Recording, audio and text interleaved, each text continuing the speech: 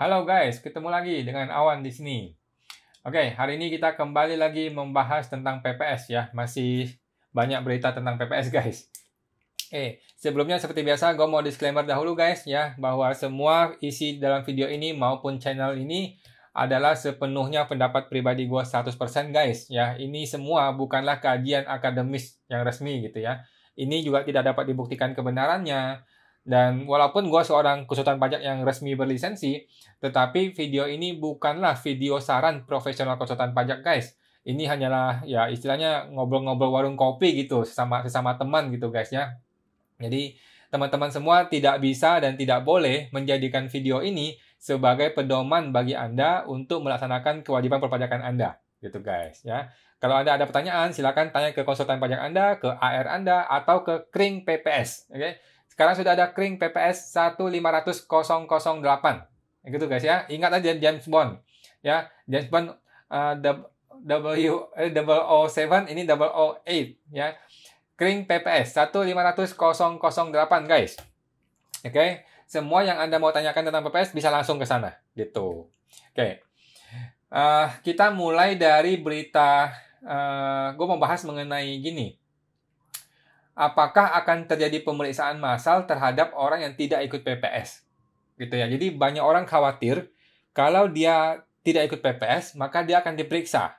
Ada juga orang yang khawatir, kalau gue ikut PPS, jangan-jangan ini jebakan Batman, gue bakal diperiksa. Gitu. Jadi terjadi kesimpang siuran informasi, terjadi persepsi yang macam-macam di tengah masyarakat. Gitu ya. Nah, pertama gue mau bahas dulu mengenai orang yang jelas-jelas penghasilan Anda tuh sudah bersih dipotong oleh pajak dengan jelas, dengan clear. Lu nggak usah takut. Nggak usah ikut PPS. Tidak perlu. Karena semua penghasilan Anda sudah dikenai pajak dengan baik dan benar. Masalah harta yang salah dibikin, salah dibuat, atau hutang salah diisi, tinggal betulkan SPT Anda. Nggak ada masalah. Ya, jadi poinnya bukan di harta sebenarnya. Poinnya di penghasilan. Kalau di penghasilan Anda sudah lapor dengan baik dan benar, maka harta itu kan ngikut. Gitu? Harta dan hutang akan ngikut dengan penghasilan Anda. Kalau penghasilan sudah dipotong dengan pajak dan yang baik dan benar, kalau Anda orang mungkin pegawai negeri lah, atau lu sebagai karyawan swasta yang sudah dipotong dengan baik dan benar pajaknya, lu tidak perlu ikut PPS. Dan nggak usah takut pemeriksaan. Ya, kalaupun diperiksa, lu buka aja semuanya, nggak ada masalah. Gitu guys. Oke? Nah, tapi bagi teman-teman yang masih salah laporan penghasilannya, terutama omset dagang usahanya, yang masih salah, walaupun Anda sudah lapor harta dengan full, dengan baik dan benar, tetap lu harus ikut PPS. Gitu. Kenapa? Karena nanti yang diincar bukan harta, tapi penghasilan. Gitu, guys. Ya. Kalau gue nih ya, kalau gue jadi Bu Sri Mulyani, semua yang nggak ikut PPS, yang profil resikonya tinggi, gue periksa semua. Gitu. Kalau gue ya, kalau gue. Dan gue rasa Ibu Sri Mulyani juga akan menerapkan strategi yang sama. Tapi ini pendapat pribadi gitu ya, guys.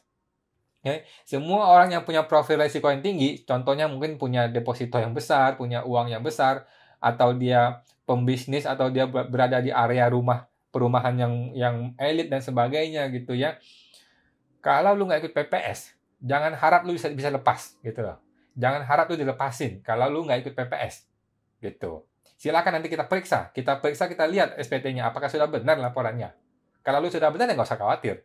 Tapi kalau lu ragu-ragu atau lu merasa selama ini lu sudah mencurangi rakyat, mencurangi pajak gitu ya. Selama ini sudah menggemplang pajak gitu ya. Harusnya lu bayar PPN tapi nggak bayar PPN. Harusnya ada bayar PPh sekian tapi nggak bayar. Maka saatnya lu ikut PPS. Gitu guys. Ya. Jangan coba-coba nggak ikut PPS kalau teman-teman memang punya profil resiko yang cukup tinggi. Ya, terutama Anda-Anda yang punya penghasilan atau omset yang belum dilapor yang sebenarnya. Gitu guys. Ya. Kalau gue sih, gue akan periksa semua. Ya, jadi setelah bulan Juni, ada 6 bulan waktu sampai Desember, gue periksain semua yang nggak ikut PPS. Kita habisin semua. Itu kalau gue. Gitu ya. Dan gue rasa Ibu Sri Mulyani mungkin punya persepsi yang mirip-mirip gitu. Kalau lu merasa benar, lu tidak ikut PPS, tapi menurut pajak ini orang beresiko, pasti diperiksa. Gitu. Itu pendapat pribadi gue. Ya guys. Jadi ya apa susahnya kan ikut PPS sih gitu, apa ruginya sih ikut PPS gitu. Nggak susah kok dan nggak mahal juga kan ikut PPS gitu guys. Oke. Padahal PPS itu sangat mudah ya guys, tidak perlu konsultan pajak untuk ikut PPS gitu. Sebenarnya sangat mudah sekali kalau lu minimal ya lu paham komputer gitu lu bisa ikut PPS gitu guys. Ya tidak harus sampai bayar konsultan pajak sekian-sekian, nggak perlu. Gitu. Kalau mau ya boleh silahkan. Ya. Oke. Terus gue mau bahas bahwa teman-teman kita semua ya, jangan meremehkan kemampuan pajak untuk mendapatkan data keuangan kita. Gitu loh. Selama ini kan lu berpikir bahwa, oh, pajak itu berbeda dengan keuangan. Orang bank tuh nggak akan mau kasih data ke pajak dan sebagainya dan sebagainya. Ada undang-undang kerahasiaan pajak, kerahasiaan bank lah, ada undang-undang kerahasiaan nasabah bank dan sebagainya gitu.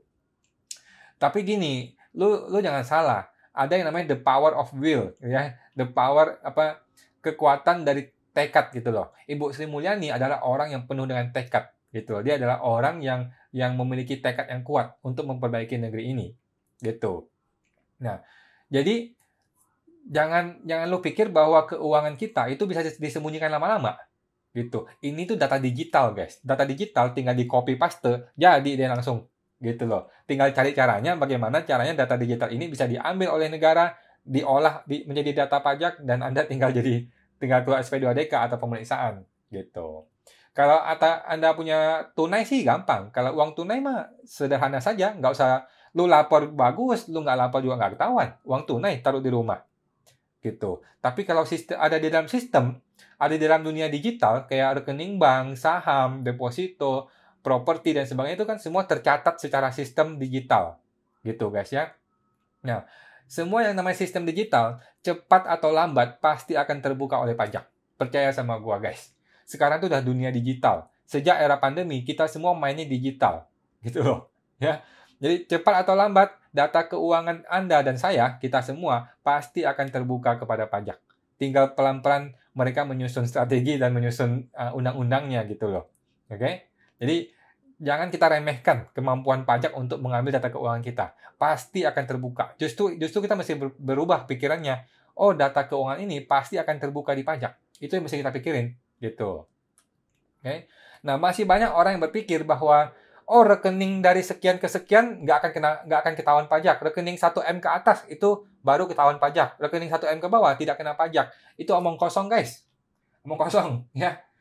Ingat, tadi kata gua ya, semua yang ada dalam sistem komputer digital itu nggak pandang bulu.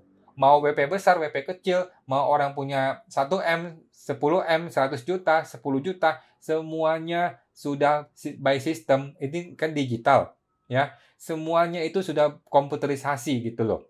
Mau angkanya besar, angka kecil, disodot semua, ditarik semuanya, datanya diolah semua. Gitu guys. Oke? Bahkan klien gue ada yang bayar Rp100.000 aja untuk bayar telepon, ketahuan SP2DK. Gitu, gara-gara Rp100.000 jadi SP2DK. Gitu loh. Jangankan itu. Jadi bagaimana 100 juta, bagaimana 200 juta gitu, 1M. Jadi jangan lagi kita berpikir bahwa nilai sekian gue aman, nilai sekian tidak aman. No. Sekarang mikirnya adalah kita buka semua, guys. Kita buka semua, kita laporkan semua ke pajak. Gitu loh.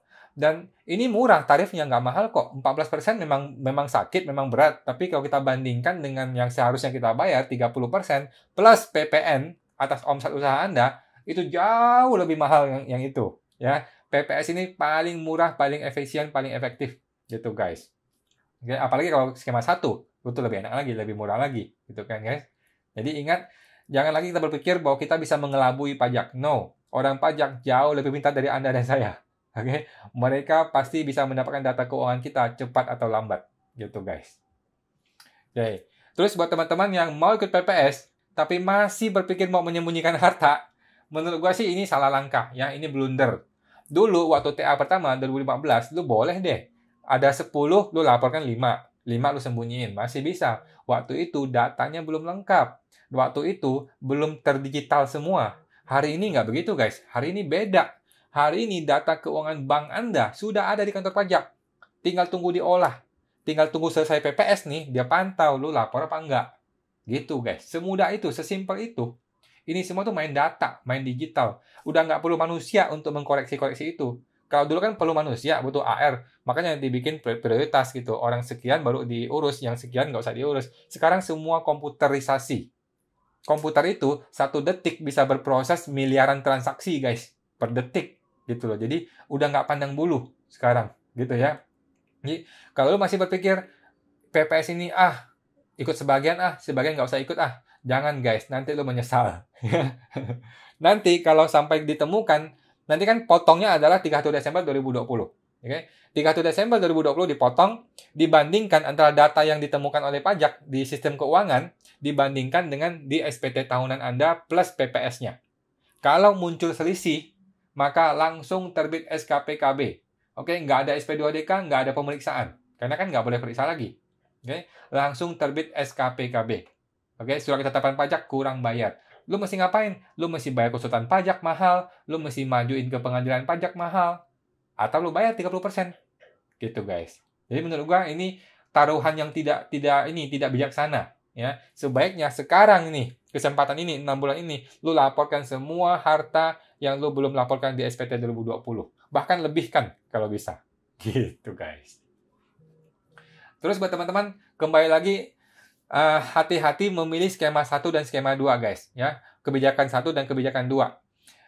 Kalau uang tunai mah bebas. Kalau lu mau punya uang tunai di rumah gitu ya, kapanpun perolehannya mah lu bebas ngomonginnya. Lu bisa ngomong skema 1, skema 2, nggak masalah. Tapi, kalau yang sudah ada di sistem digital, terutama sistem perbankan keuangan, ya, kalau lu tidak bisa buktikan itu perolehan 2015, maka langsung lempar ke skema 2.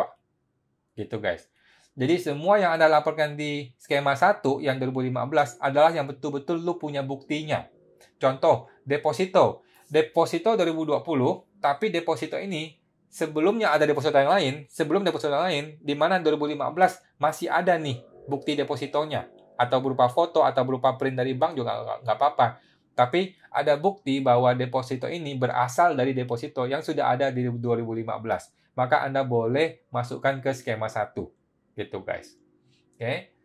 Nah, tapi kalau Anda tidak bisa buktikan, walaupun lu yakin dan tahu bahwa ini sudah ada di 2015, tetap tidak bisa. Masukkan ke skema 2. Daripada jadi masalah nanti, guys. Jangan, gitu. Jangan ambil resikonya. Terlalu berat resikonya. Gitu. Jadi kalau perolehan 2016 ke 2020 udah pasti dong skema 2. Tapi kalau ada yang Anda mau masukkan ke skema 1, Anda harus kasih buktinya. Gitu, guys. Bukti itu bukan bukti lembaran, bukan. Waktu isi PPS-nya, isi formulir PPS, kan ada nomor itu tuh, nomor dokumen. Nah, nomor dokumennya harus Anda isi dengan baik dan benar. Karena nanti kemungkinan besar, gue nggak bisa bilang pasti, tapi kemungkinan besar akan di cross-check ke bank atau di cross-check ke instansi yang terkait gitu. Kalau di cross-check datanya salah, jadi masalah lagi, guys.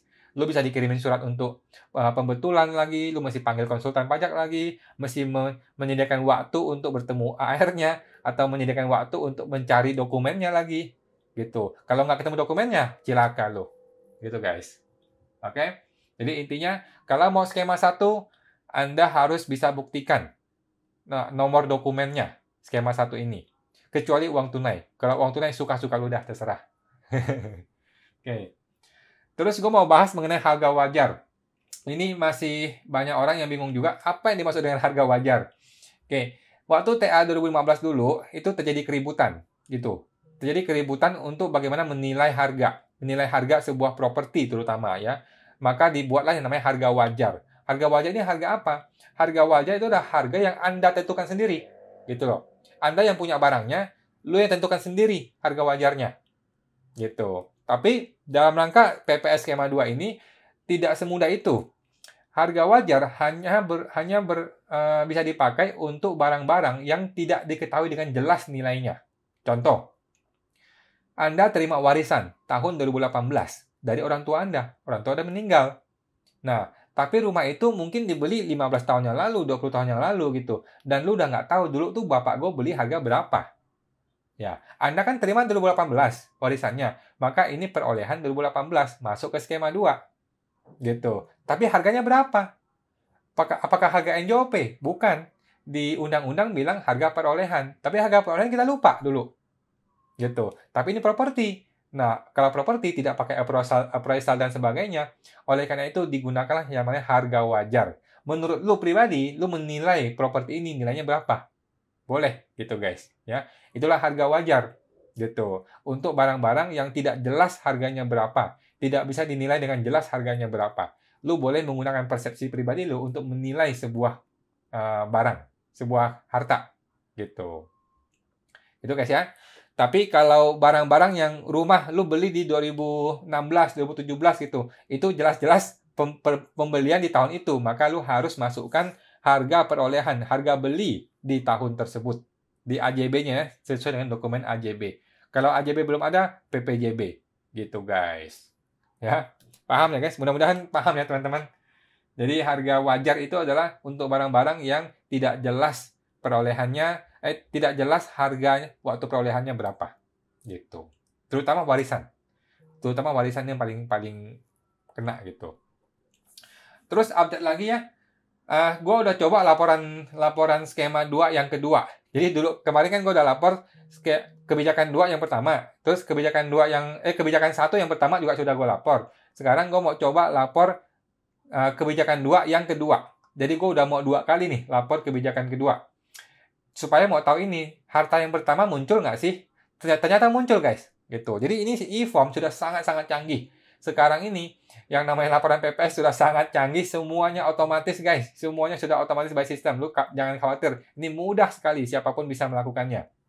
Oke.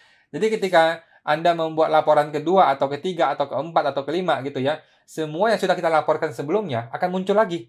Jadi lu tinggal tambah-tambah aja.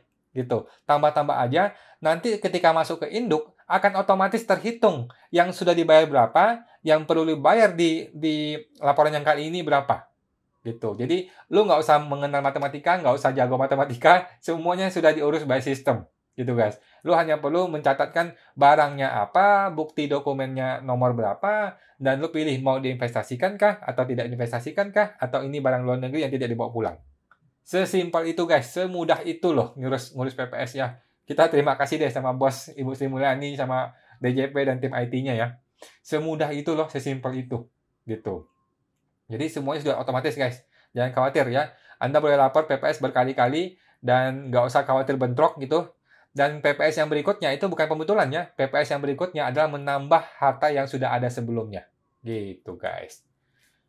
Kemudian, tanda tangan di e-form. Nah, masih banyak orang bingung. Tanda tangannya gimana nih? Gue kasih tanda tangan digital kok nggak bisa gitu. Nah, oke teman-teman. E-form PPS tidak perlu ditandatangani ya. Itu sudah otomatis. Jadi, e-form tidak perlu ditandatangani. Langsung disubmit saja. Langsung dilanjutkan saja. Langsung diproses saja. Langsung dikirim saja. Gitu guys. Ya. E-form PPS tidak perlu ditandatangani. Baik secara digital ataupun secara apapun. Tidak usah. Anda isi tanggalnya langsung dikirim. Gitu guys ya. Sejak zaman e-filing dulu sudah tidak berlaku tanda tangan yang biasa itu udah nggak perlu. Karena kan Anda pegang e-fin. Anda punya e-fin, Anda sudah daftarkan ke DJP online-nya, maka tidak perlu tanda tangan lagi. Itu sudah otomatis, sudah digital gitu guys. Ya. Jadi e-form PPS, laporan PPS tidak perlu tanda tangan. Langsung dikirim. Oke. Oke, lanjut lagi. Buat teman-teman yang masih ada yang khawatir bahwa PPS ini jebakan Batman gitu ya. Sebenarnya gini guys, kita mesti berbalik arah. Coba lo bayangkan kalau lo jadi petugas pajak. Orang ikut PPS, dia bayar dengan harga yang mahal ini. Mau diapain sih orang ini? Gitu loh. Kan enggak dong. Anda juga tidak berniat buruk sama orang gitu kan. Jadi kalau kita ikut PPS, sudah lapor dengan baik dan lapor dengan benar dan lengkap, ya nggak usah khawatir. Lo tenang-tenang aja. Justru sekarang lo menjadi orang yang merasa benar gitu loh guys. Dulu kan lo merasa bersalah, sehingga lo takut. Sekarang lo merasa benar, sehingga lo nggak takut lagi. Gitu guys. Jadi PPS bukanlah jebakan Batman. Ini justru kesempatan yang sangat baik untuk kita semua. Gitu. 5 tahun pajak PPN dan PHPH Anda diampuni. Gitu loh. Bayangkan, lu ingat-ingat berapa besar omset lu, omset usaha, omset dagang lu yang sudah lu sembunyikan sama negara selama 5 tahun. Lu harusnya bayar PPN berapa miliar, bayar PPH berapa miliar. Tapi semua diampuni. Oke? Semua diampuni hanya demi Anda, hanya buat Anda. Gitu guys. Jadi santai saja ya, PPS ini bukan jebakan, ini betul-betul kesempatan buat kita semua. Laporkan semua harta Anda. Laporkan semua yang belum dilaporkan. Ya, kalau perlu lebih juga nggak apa-apa. Gitu. Jadi kedepannya Anda sudah tenang, lu sudah tenang. Anda sudah lapor dengan baik dan benar. Kalaupun dia mau menjebak Anda, sudah nggak bisa. Karena Anda sudah lapor dengan baik dan benar. Gitu guys. Ya. Terus ada yang masih berpikir bahwa AR nanti ngincar 2021 dong. Kalau gue laporkan harta gue nih dengan baik dan benar, berarti kan ketahuan gue punya harta banyak, berarti kan omset gue besar. Berarti kan 2021 gue pasti diincar. Jawabannya iya. Lu kira orang pajak bego? Ya kan? Lu kira orang pajak itu pada bodoh semua kan? Tidak, orang pajak tuh pinter. Gitu. Sekarang Anda diampuni nih 5 tahun. 2021 nggak akan lepas. Jangan khawatir, guys. Jadi, justru lu nggak usah khawatir karena 2021 pasti akan diperiksa. Pasti akan dihabisin semua. Ya, pasti akan dilibas. Habis semua 2021. Jangan khawatir. Nggak apa-apa. Kalau ditemukan, dihitung pajaknya, dan Anda merasa ini masuk akal, ya lu bayarlah. Ya kan? 5 tahun diampuni. 1 tahun kena, bayar. Sudah, gitu. Siap-siap aja bayar. Nggak ada masalah. Gitu. Jangan lu mau enak terus dong. Diampuni 5 tahun, yang 2021 tetap mau diampuni juga. Ya enggak lah. Ya guys. Setahun dikorbankan, ditumbalkan untuk negara, nggak apa-apa lah. Oke? 2022, Anda harus jadi orang jujur. 2022, kita mungkin kalau Anda punya omset yang besar, jadi CV atau PT. Gitu. Ingat guys, jangan pernah jadi PKP pribadi ya. Hanya orang bodoh yang bikin PKP pribadi. Oke? Bikinlah CV atau PT. Bikinlah PKP di sana. Dan mulai sekarang Anda jadi orang yang baik, orang yang jujur, patuh apa adanya ke pajak. Gitu. Nggak worry, nggak khawatir lagi. Gitu guys. Ya. Jadi tenang aja guys. 2021 pasti jadi tumbal. Itu pasti terjadi. Jadi nggak usah dipikirkan lagi. Karena pasti akan terjadi. 2021 gitu pasti jadi tumbal. Ya. Nah, kalau menurut gua sih ya, menurut gua ini pendapat pribadi ya guys. Kedepannya setelah orang ikut PPS ada waktu 6 bulan, pasti dia habisin yang belum ikut PPS. Ya, yang udah merasa benar, tapi ternyata profil resikonya tinggi gitu. Yang udah merasa benar, pasti akan dilibas. Ya, selama 6 bulan ke depan. Mulai 2023 nanti, nah, barulah mulai nanti diurus yang 2021, gitu kan? 2021, baru dihabisin tuh 2021. Setelah itu, baru yang kena nih, yang ikut PPS, baru dicek, dibandingkan antara yang real, yang mereka punya datanya, kan data real Anda itu mungkin baru dapat tuh setahun 2 tahun kemudian, dan data realnya 2020 lengkap, akan dibandingkan dengan SPT 2020 dan PPS Anda. Gitu. Pembandingan ini akan muncul SKP dan sebagainya. Gitu guys. Ya. Dan nggak ada masalah guys. Mulai sekarang lu masih punya mindset, oke, pajak apa lagi nih yang perlu gue bayar? Gue akan bayar. Gitu. Itu mindset yang benar. Gitu. Pajak apa lagi masih gue bayar? Bayar semuanya. Nggak masalah.